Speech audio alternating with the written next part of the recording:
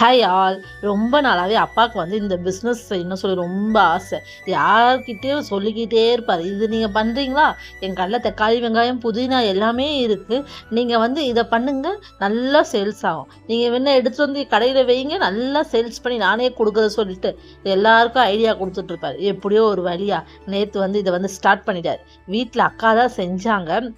தக்காளி தொக்கு. ரொம்பவே சூப்பரா இருந்ததுங்க. கடைக்கு சேல்ஸ்க்காக நம்ம வந்து கொஞ்சம் சாம்பிள் குடுக்கலாம்னு சொல்லி எடுத்து வச்சிருக்காரு.